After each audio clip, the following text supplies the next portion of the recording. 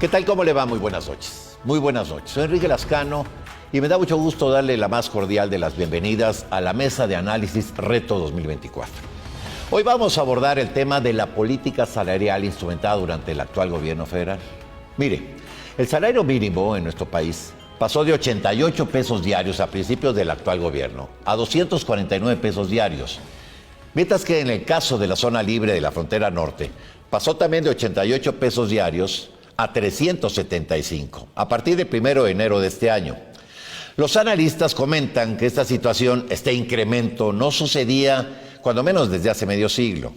Y hoy precisamente analizaremos estos cambios en la estructura salarial de México y cuáles son sus consecuencias sociales. También abordaremos cuáles son las expectativas en este rubro por el cambio de gobierno, un gobierno de izquierda, que seguramente mantendrá esta política económica.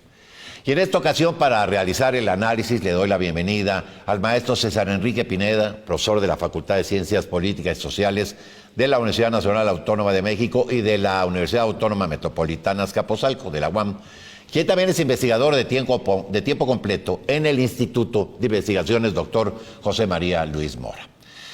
Déjeme iniciar con el análisis. La política salarial es un instrumento de la política económica de un país. Maestro, gracias por acompañarnos. Iniciaría preguntándote, desde tu punto de vista, ¿cómo evaluarías la política salarial en esta administración, en el sexenio del presidente López Obrador? Gracias por la invitación. Bueno, primero lo que habría que decir es que es quizá una de las medidas, este aumento del salario mínimo, quizá más progresistas o, mejor dicho, la política más a la izquierda de este gobierno que está por terminar. Hay que explicar que la intervención del Estado en la relación del capital y el trabajo, es decir, entre los empresarios y los trabajadores, es, por supuesto, una política que ha estado favoreciendo también a los trabajadores, al trabajador común. Y esto es muy importante en el sentido de que ha aumentado, efectivamente, como ya lo comentaban en las cifras iniciales, hasta 12% por encima de la inflación, los ingresos salariales en general de los mexicanos. Esto es importante, se había dicho y hubo una confusión en la opinión pública sobre si se estaba aumentando el salario mínimo, pero iba por debajo de la inflación, entonces de nada servía, solo porque las cosas obviamente cuestan más caras, pero todos los datos indican que el aumento va por encima de la inflación. Y en ese sentido me parece muy importante no solo hablar de los ingresos salariales, sino en general de la política de este gobierno en relación también a los contratos colectivos de trabajo por un lado y por el otro lado a el fin del outsourcing. Como se sabe, el outsourcing es la subcontratación sin todos los derechos que hacen ciertas empresas. Es una práctica que se da en todo el mundo, pero que puede considerarse a veces ilegal o al menos que no está dentro del marco de las regulaciones laborales. Y por el otro lado, la reformulación de los contratos colectivos de trabajo. En este caso, salario mínimo, contratos colectivos de trabajo y fin del outsourcing crean una política laboral que es, por supuesto, que favorece a la clase trabajadora. Explico muy brevemente el fin del outsourcing. En ese sentido, los derechos de los trabajadores, muchas empresas se habían acostumbrado a subcontratar a otra empresa que por ser, le llaman trabajo negro o trabajo precario, porque no tiene todos los derechos por no ser formalmente un trabajador de la empresa y no tener contratos largos de trabajo, no generar antigüedad e incluso en ocasiones tener un salario menor al que tendrías derecho si estuvieras en la empresa original, en la empresa que no es filial. Y en ese sentido, también el contrato colectivo del trabajo reconoce la opresión que se había vivido durante todo el siglo XX en relación a la representación corporativa y clientelar, especialmente de la CTM, que formulaba contratos colectivos de trabajo, a veces sin que los trabajadores supieran que estaban afiliados a un sindicato y negociando a espaldas de los trabajadores. En ese sentido, la política laboral de este gobierno impulsó que los trabajadores pudieran reconocer y legitimar o no, a través de una votación directa, a sus representantes sindicales. Esto abrió una recomposición de la organización sindical. Estas tres medidas me parecen, por supuesto, positivas. A ver, maestro Pineda, hemos visto que luego de 3 décadas de pérdida del poder adquisitivo se revierte esta situación y se logra un aumento sustantivo, ¿no? Sustancial en el salario mínimo. ¿Dónde impacta, digamos, hablando socialmente, dónde impacta este incremento? Habría que decir dos cosas. Una es que no se elevaron los salarios porque este era uno de los dogmas principales de los programas económicos neoliberales, no solo en México, sino en toda América Latina. Entonces, rebasar este límite que se habían autoimpuesto los gobiernos y las gestiones anteriores, sí es quizá el único cambio más visible, pero muy importante, de la estructura neoliberal de la relación entre trabajadores y empresarios. Pero por el otro lado, esto es keynesianismo puro. Si los trabajadores reciben mayores ingresos, por supuesto pueden aumentar la demanda, los consumidores incrementan la demanda y por tanto favorecen el crecimiento económico, el crecimiento que también favorece a los empresarios. Es quizá por eso que no ha habido una resistencia radical del sector empresarial al aumento de salarios, porque esto ha provocado no una espiral totalmente muy grande de crecimiento económico, pero sí ha reactivado la economía y, por supuesto, ha estabilizado a las familias en sus ingresos. En ese sentido, como planteaba Keynes, el economista famoso que decía que había que intervenir efectivamente del lado del consumo para producir, para reactivar y producir un círculo virtuoso en la economía, se está realizando y se está comprobando. En ese sentido, creo que cambia por completo la realidad socioeconómica de los trabajadores, que creo que es también un elemento positivo de este gobierno. Sin duda se rompieron algunos paradigmas, como los que mencionabas, maestro, ¿no? Yo te preguntaría qué factores son los que permitieron lograr una política salarial con incrementos significativos. Yo diría que para que el auditorio comprenda, efectivamente el gobierno interviene, la mano interventora del Estado se mete entre los empresarios y los trabajadores y decir, bueno, vamos a aumentar un poco más los salarios. Sin embargo, también hay un elemento sustantivo que creo que es importante mencionar. Tanto este gobierno como aparentemente el de Sheinbaum también han permitido que no haya una reforma fiscal que le cobre más impuestos a los ricos. Creo que es importante para el sector empresarial el que no se haya hecho esto, porque así han podido conceder este aumento salarial sin un conflicto grande contra los trabajadores ni contra el gobierno de la Cuarta Transformación. Es un frágil equilibrio, es decir, el gobierno pide mayores salarios y un mayor esfuerzo a las empresas, hay un acuerdo general para que se eleven los salarios. Esto aumenta la economía o produce un crecimiento económico significativo y de ese crecimiento económico los empresarios se benefician, pero a cambio no han sido tasados o agravados por nuevos impuestos. Esta promesa primero de López Obrador y después de Sheinbaum creo que hace un equilibrio por ahora con las clases empresariales que ven también positivamente esta espiral de crecimiento importante en México. ¿Cuáles dirías tú, maestro Pineda, que son, digamos, cuando menos las más visibles consecuencias sociales de esta política económica? Bueno, yo diría que en la familia normal, que es en realidad sigue siendo de bajos recursos en todo el país, ha estabilizado los ingresos básicos y por tanto la canasta básica de alimentación, lo que puede efectivamente todas las investigaciones que se refieren también a la pobreza marcan por supuesto los ingresos en relación a la educación y especialmente a salud, alimentación y salud y el sistema de salud como elementos estructurales que permiten no empobrecer o al revés, por supuesto, si no existen las condiciones estatales, esta red de protección significan mayores, por supuesto, gastos que empobrecen a las familias. En ese sentido, el acceso con mayores ingresos a que puedan acceder a más medicamentos y por un lado a alimentación básica, me parece que estabiliza en la pobreza y permite efectivamente que, como también son las cifras que hemos conocido casi a finales de este sexenio, que un sector importante combinado con los programas sociales, los ingresos han crecido alrededor del 17% de las familias en el caso de los programas sociales, de las familias más pobres, mejor dicho, pero ha sido en el 21% 28% en las familias más pobres por ingresos salariales. Entonces, aunque también estos programas son universales, han respondido, por supuesto, a los más pobres. En ese sentido, hay una consecuencia muy importante que se refleja en estos 5 millones de personas, que son las cifras oficiales de salida de la pobreza, que me parece, por supuesto, respaldan una política social, una política que interviene más en la economía, a pesar de, insisto,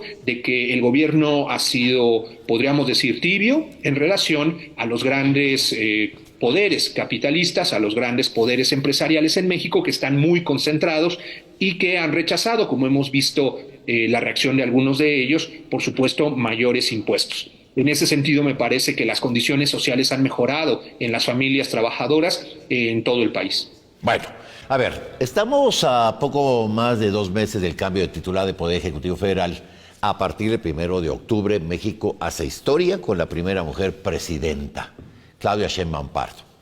¿Cuál es la expectativa que genera pues, este cambio de gobierno en la política salarial de nuestro país? Te preguntaría de entrada, de nueva cuenta, maestro, agradeciéndote que continúes con nosotros. Bueno, habría que decir que es muy claro que Claudia Sheinbaum tiene una plataforma de continuidad de las políticas de López Obrador y que creo que incluye la política laboral y la política salarial, que están íntimamente ligadas, no las podemos separar, a pesar de, por supuesto, reconocer la importancia del ingreso económico para las familias a través del salario.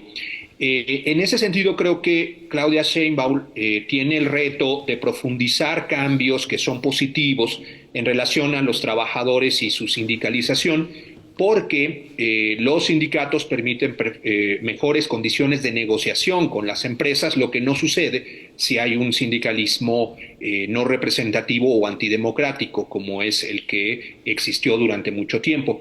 En ese sentido, las experiencias, por ejemplo, de Goodyear o de General Motors, donde los sindicatos rechazaron a sus anteriores representaciones sindicales en los procesos de legitimación de los contratos colectivos de trabajo, hablan muy bien de cómo los trabajadores, si se les da la oportunidad y están organizados, rechazan el sindicalismo corporativo, el viejo sindicalismo corporativo, y forman o legitiman nuevas formas sindicales que les permiten mejores formas de negociación con las empresas. Esto por un lado, creo que será fundamental, un reto de la nueva administración, si esta política se logra profundizar y ampliar para la libertad sindical.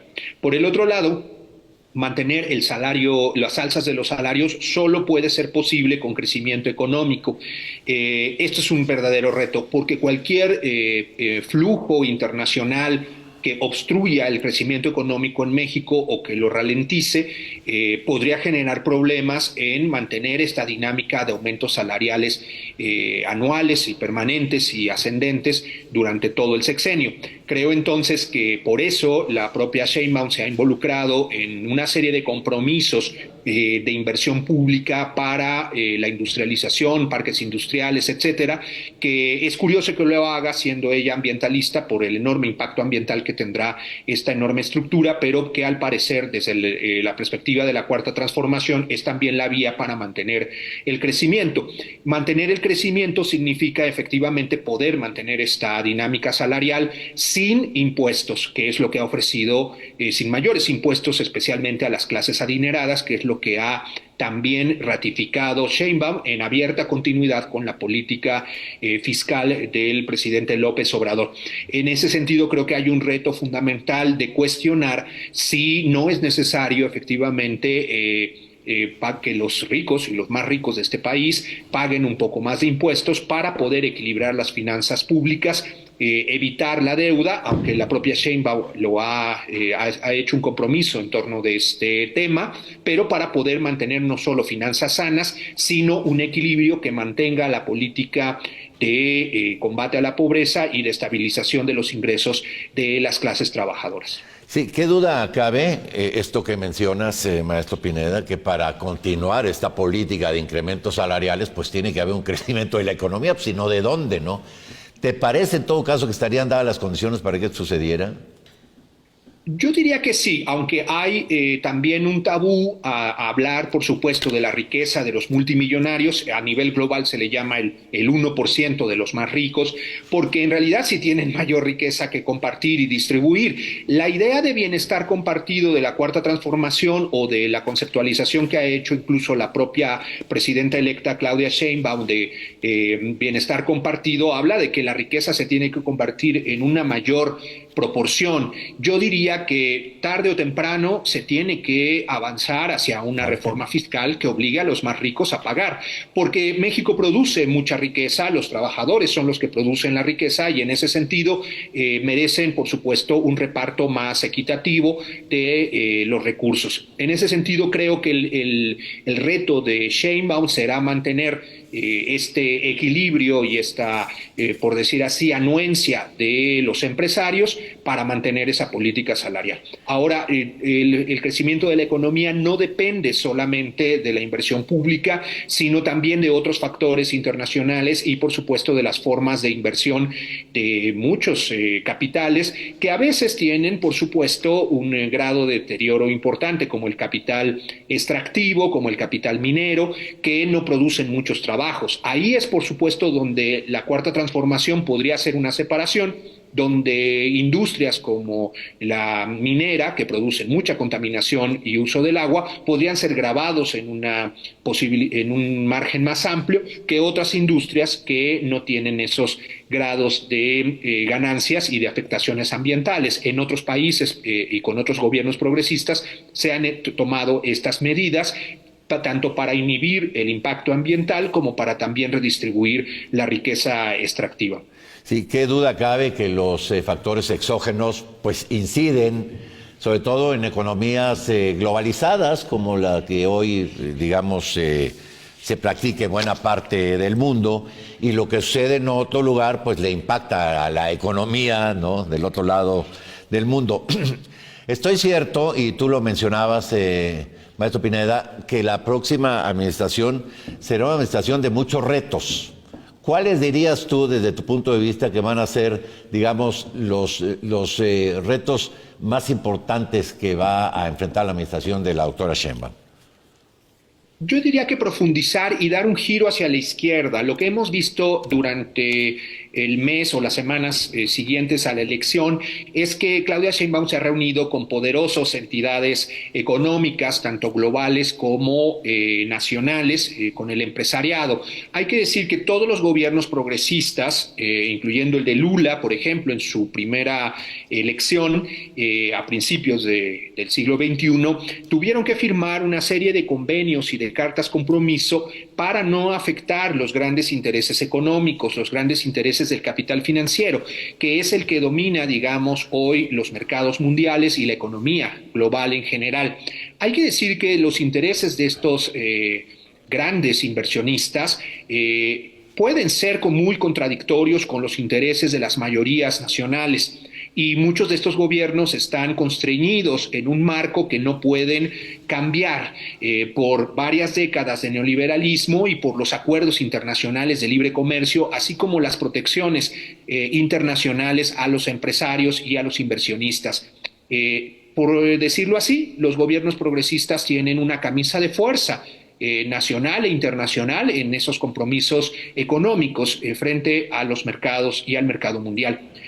Creo que el mayor reto de Claudia Sheinbaum es rebasar estas constricciones, rebasar un poco más esta camisa de fuerza, quitarle un poco de sus nudos para poder implementar una política aún más a la izquierda que no solo permita un equilibrio frágil de la economía en relación a los empresarios, sino que permita una redistribución de la riqueza más profunda, una sociedad más igualitaria, que es, por supuesto, el horizonte de cualquier perfil socialdemócrata o progresista de los gobiernos tanto europeos como latinoamericanos. Creo que ese reto está abierto porque hasta ahora es limitado el cambio en relación a las estructuras económicas, aunque como hemos dicho en el primer segmento, el salario, la política laboral anuncian buenos elementos y positivos, pero otros en relación a con los empresarios aún son muy limitados.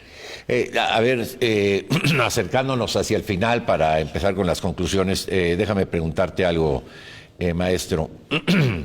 Hablas de, a lo mejor, gravar más la riqueza, pero también a ese mismo empresariado pedirle que genere más crecimiento o que ayude al crecimiento económico. Va a ser un trabajo complicado, pues, ¿no? Digo, es un trabajo de bordar muy fino, ¿no? Sí, ahora hay que diferenciar por sectores, por decir así, algunos son el crecimiento, por ejemplo, en la maquila y en la industria maquiladora ha sido muy importante, son grandes, gigantescas corporaciones internacionales que tienen toda esa capacidad. No así, insisto, con otras industrias más pequeñas y por supuesto con los medianos empresarios que no tienen una capacidad para pagar más impuestos. También habría que decir, hay que, en medida de las tendencias globales del cambio climático y de los peligros que implican los impactos ambientales de la industria, estudiar claramente cuáles son de ellas las que deben gravarse más para desincentivar Claro. muchos de los impactos ambientales y redirigir las inversiones a otros sectores. Entonces, efectivamente, es un tejido fino, un tejido que además en un gobierno que no necesariamente ha confrontado a los empresarios debe mantener la gobernabilidad, hablando y consensando este tipo de políticas diferenciadas que permitan mantener el crecimiento económico y permitan la redistribución de la riqueza y a su vez también el menor impacto ambiental. Maestro Pineda, en este minuto que nos queda, minuto y medio, ¿cuáles serían tus conclusiones sobre este tema? La 4T debe profundizar la política laboral que fue correcta, pero tiene que abrir también otros elementos de nueva relación con los trabajadores y los empresarios para profundizar el cambio que prometió como una gran cuarta transformación. Será un trabajo, ahí sí, necesariamente, cuando menos en dos pistas. Así es, con los trabajadores por un lado, por los empresarios, con la economía internacional y por supuesto a través de la reforma fiscal y también profundizando los cambios de la reforma laboral. Este esfuerzo, dirías tú, que tendría que hacerse a lo largo de la administración para ir generando las condiciones, digamos, en un esfuerzo constante, pero, digamos, paulatinamente se tendría que hacer. Sí, consensando con los sectores económicos de manera gradual, de manera progresiva, insisto, de manera diferenciada, para poder acordar tanto con los sectores industriales como con los propios trabajadores nuevas condiciones de la relación capital-trabajo que permita esta nueva redistribución de la riqueza. Creo que hay condiciones y creo que hay un sector del empresariado que está dispuesto, la mayoría de los empresarios están dispuestos, como lo han hecho durante este sexenio, a negociar y a consensar con la cuarta transformación. Creo que hay que evitar efectivamente cualquier peligro de polarización con el poder económico, pero también que hay que meter más la mano del Estado para una nueva redistribución de la riqueza y para que los derechos de los trabajadores se cumplan cabalmente. Pues bueno, ahí tiene usted. Y yo le agradezco su atención a esta mesa de análisis y reto 2024, donde hablamos de la política salarial instrumentada por el gobierno federal y sus efectos en la sociedad mexicana. Sin duda un tema relevante, el aumento a los salarios mínimos en el actual periodo gubernamental. Veremos pues cuál es la política que seguirá el nuevo gobierno que encabezará pronto la virtual presidenta electa, la doctora Claudia Sheinbaum. Agradecer al maestro César Enrique Pineda su participación y agradecerle a usted que nos haya acompañado. En nombre de este equipo de trabajo, lo espero en la siguiente emisión de Reto 2024. Buenas noches y hasta la próxima.